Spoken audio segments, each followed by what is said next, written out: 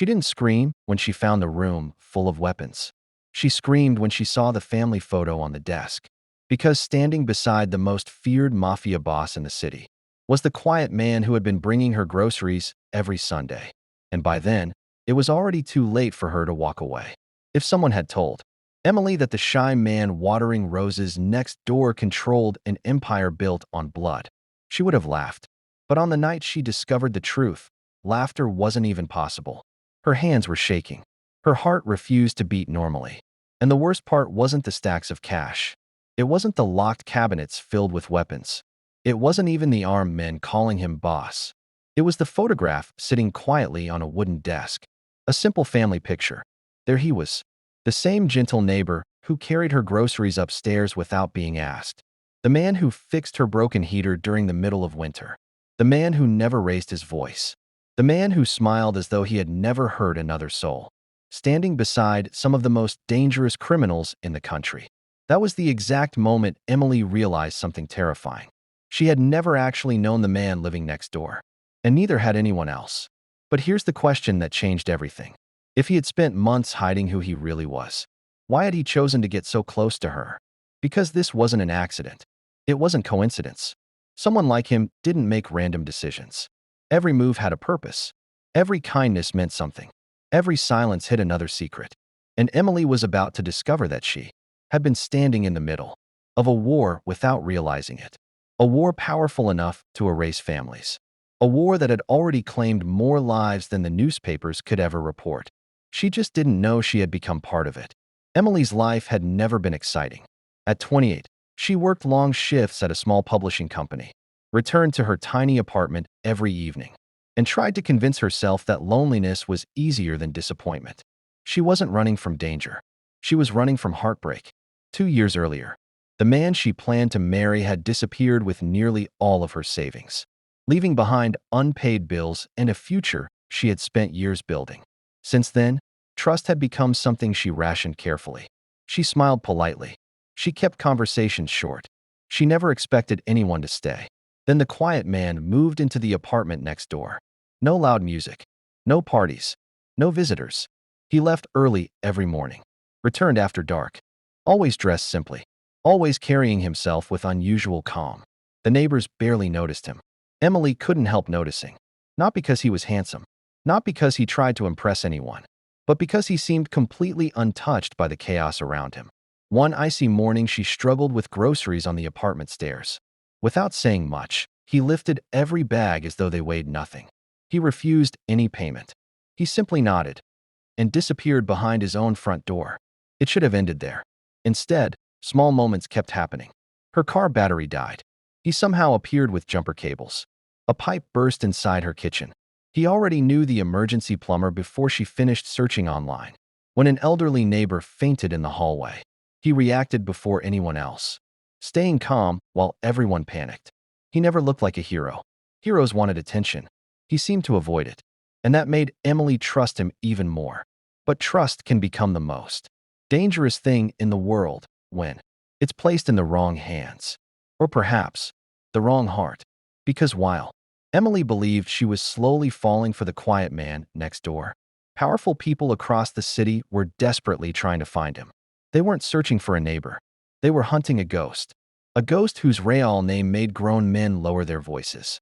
And before this story is over, Emily will be forced to make a choice that no ordinary person should ever have to make. Will she run from the man she thought she loved, or risk everything to save the monster the entire city fears? Emily had promised herself she would never depend on another man. Life had already taught her how quickly trust could become regret. So when the quiet man next door offered to help, she accepted with caution. She thanked him. She smiled. But she kept her distance. At least, she tried to. Days slowly became weeks. Weeks quietly became months. Without realizing it, she began looking forward to the small moments they shared. Sometimes they crossed paths before sunrise. Other times they met in the hallway after work. Their conversations were never long, never dramatic, just simple exchanges that somehow made difficult days feel lighter. He never asked questions that made her uncomfortable. He never pushed himself into her life. He simply listened. For Emily, that was something she hadn't experienced in years. Everyone else seemed eager to speak. Very few people truly listened. One rainy evening, the power went out across the neighborhood. The apartment building fell into darkness. People complained from their balconies. Children cried in the hallways. Emily searched every drawer for a flashlight. Before she could find one, there was a gentle knock on her door. Standing outside was the quiet neighbor. One hand held a flashlight. The other carried 2 cups of hot coffee. He offered both with a warm smile before walking away without waiting for an invitation. Emily watched him disappear into the dim hallway. She couldn't explain why such a small act stayed with her for days. Maybe kindness felt different when nothing was expected in return. Or maybe loneliness had lowered the walls around her heart. She didn't know. What she didn't know was that someone else had been watching that hallway. From a parked black sedan across the street, a man wearing dark glasses lowered a pair of binoculars. He never looked at Emily. His eyes never left the quiet neighbor. He reached for a phone. Only 4 words left his mouth. "She's getting too close." The call ended. The car drove away. Inside his apartment, the quiet man stood beside the window. His calm expression disappeared the moment he noticed the sedan leaving. For the first time since moving into the building, concern crossed his face. He knew exactly who had been watching, and he knew they wouldn't stop. The following morning, Emily left for work as usual. Halfway down the block, she noticed something strange. The same black sedan, parked across the street, its engine running, its windows too dark to see inside. As she walked past, the car slowly pulled away. She convinced herself it was nothing. Coincidences happen every day. But the sedan appeared again the next afternoon, and again 2 days later. Always nearby, always watching. Yet it never approached her. It never followed her all the way home. It simply remained close enough to make her uneasy. She considered reporting it. Instead, she ignored it. People often ignore danger until danger learns their name. The quiet man noticed it too. From his apartment window, from the coffee shop, even from the rooftop where he sometimes stood alone after midnight. He counted every unfamiliar face, every parked vehicle, every stranger pretending not to watch. His instincts told him one thing. The enemy had found him. They were only waiting for the right moment. Emily, meanwhile, believed life was finally becoming peaceful. She received good news at work. Her supervisor offered her a promotion. The raise wasn't life-changing, but it meant stability. It meant hope. She celebrated by buying dinner from a small Italian restaurant a few blocks away. As she walked home carrying 2 paper bags, she noticed an elderly woman struggling to cross a busy street. Without hesitation, Emily rushed over to help. She guided the woman safely across. The older woman smiled with grateful eyes. "You have a kind heart," she said. Emily laughed softly. "I try." She never noticed the motorcycle speeding toward the intersection. Its rider wore a black helmet. No license plate. No hesitation. The motorcycle accelerated, straight toward her. At the last possible second, someone grabbed Emily's arm. She was pulled backward with enough force to send the food crashing onto the sidewalk. The motorcycle roared past, missing her by inches.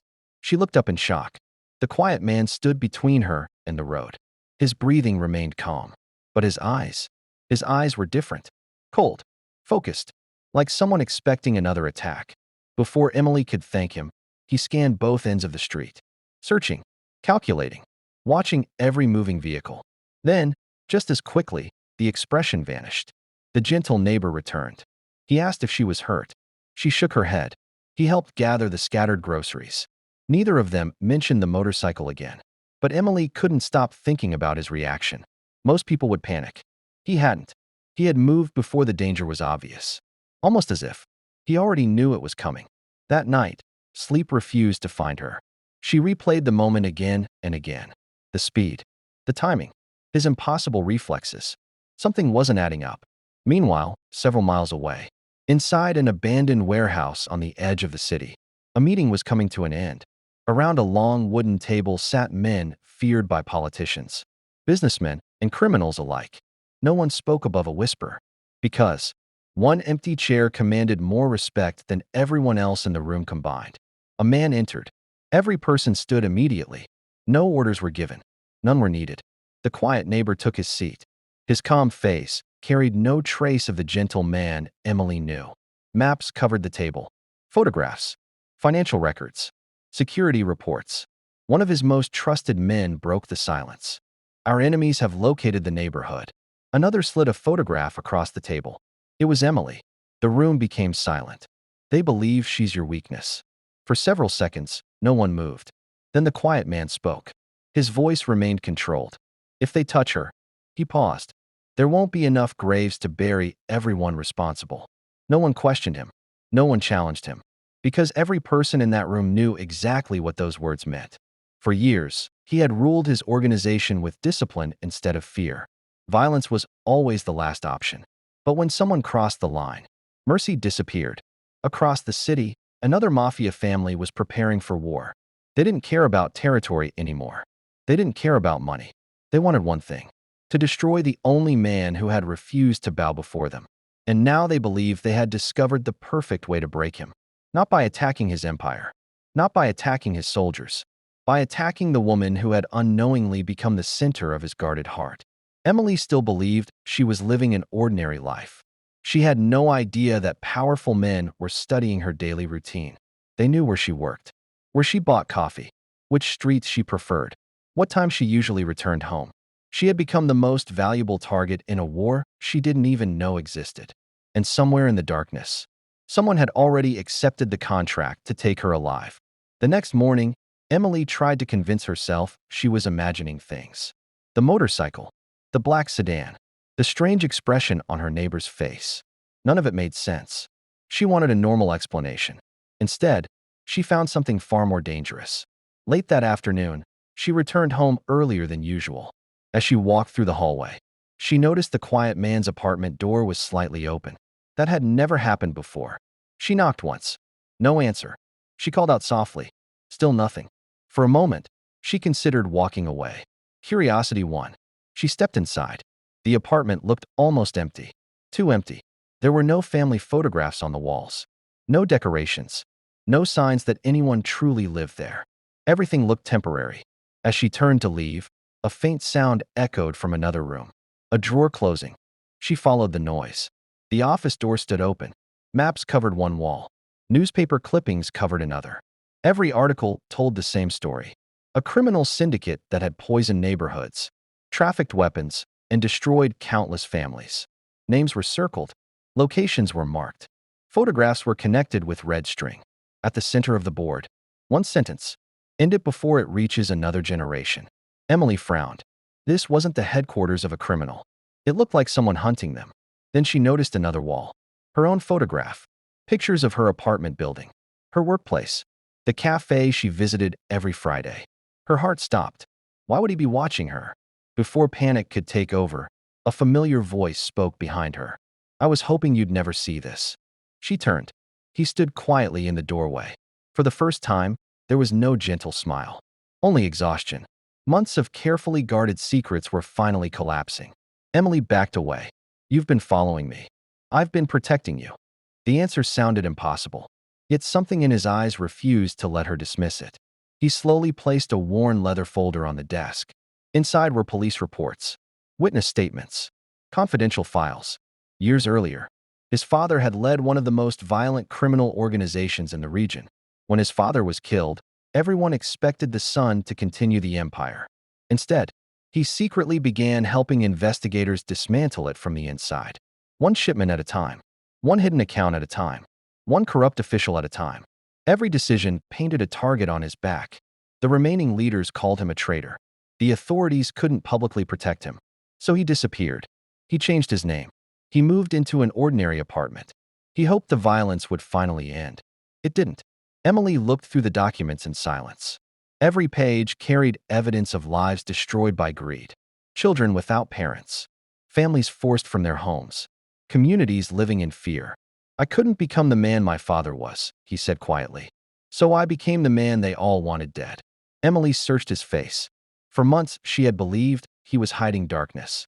Now she realized he had been hiding guilt, not for crimes he wanted to commit, but for crimes he had spent years trying to stop.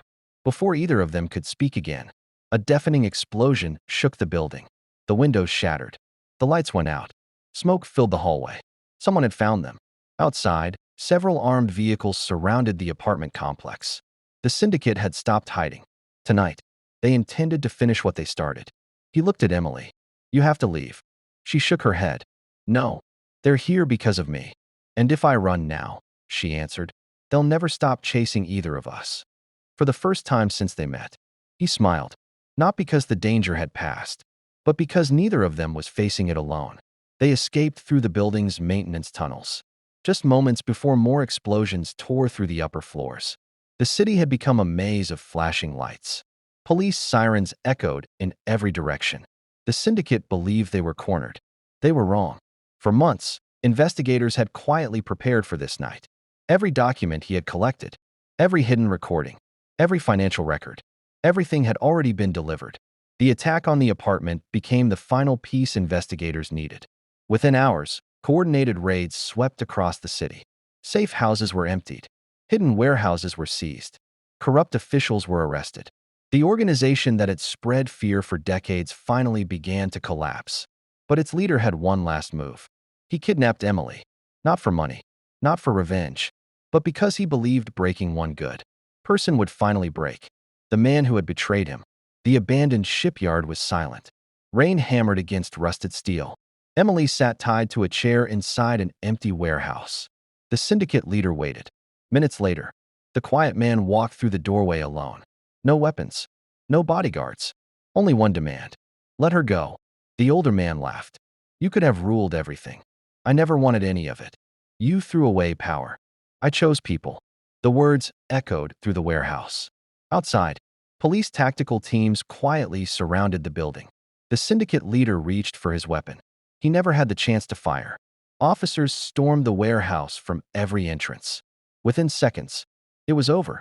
Years of violence ended not with revenge, but with justice. Several months later, the apartment building had been repaired. The flowers outside the entrance bloomed once again. Emily still lived there. So did he. Only now, there were no more secrets, no more hidden identities, no more late-night surveillance. He spent his days helping investigators rebuild communities damaged by the organization he had helped destroy. Emily returned to her publishing career. This time, she wrote stories about courage, not because heroes are fearless, but because ordinary people sometimes choose courage despite their fear. On quiet Sunday mornings, they still shared coffee together, not because either of them had forgotten the past, but because they had finally earned a future. Some scars never disappear. Some memories never fade. Yet healing begins the moment fear no longer decides who you become. Emily once believed the quiet man next door was hiding a monster. Instead, she found a man carrying the weight of a broken legacy and risking everything to make sure no one else had to carry it again. Sometimes love isn't about finding someone with a perfect past. Sometimes it's about finding someone brave enough to build a better future. The end.